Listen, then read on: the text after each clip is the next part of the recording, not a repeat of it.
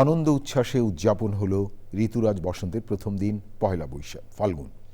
সেই সাথে বিশ্ব ভালোবাসা দিবস বা ভ্যালেন্টাইন্স ডে উদযাপন হয়েছে। পরিবার পরিজন নিয়ে দিনটিকে রঙিন করে তোলেন রাজধানীবাসী ঢাকার। সুলতানা হিমুর রিপোর্টটি দেখুন। দক্ষিণ হাওয়ায় লেগেছে দোলা, শিমুল পলাশের রঙে রঙিন প্রকৃতি।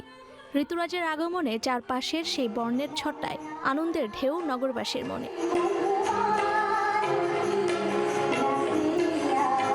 নতুন বাংলাদেশে নতুন স্বপ্ন নিয়ে পরিবার পরিজন নিয়ে ঘুরে বেড়াচ্ছেন রাজধানীবাসী। ফাল্গুনও ঠিক একইভাবে করছে, তার সাথে ভালোবাসার দিবস যুক্ত হয়ে আরো বেশি দিনটাকে আরো বেশি রঙিন করে তুলেছে। আমি চাই যে নতুন বাংলাদেশ আসলে সেরকম ভাবে না, আমরা যাতে প্রত্যেকটা বসন্তে নতুন বাংলাদেশের মতো করে যাতে পালন করতে পারি। এই দিনটা, আজকের দিনটা কোনো দিন ভুলতে পারবো না। আজকের দিনটা আমি এত মজা করেছি।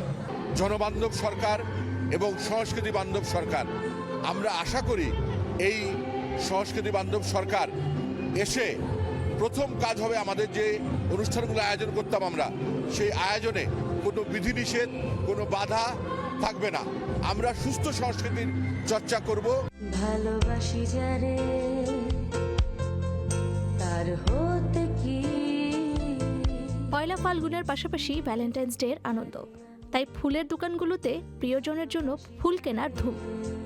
ভালোবাসা দিবস মানে তো শুধু প্রিয়জন না, পরিবার, বন্ধু বান্ধব সবই তো আপনার ভালোবাসার মধ্যেই পড়ে। ফুল নিয়ে গেলে সে অবশ্যই আজকে তার মধ্যে একটু স্পেশাল ডে, এই জন্য হচ্ছে যে ফুল নিতে আসলাম।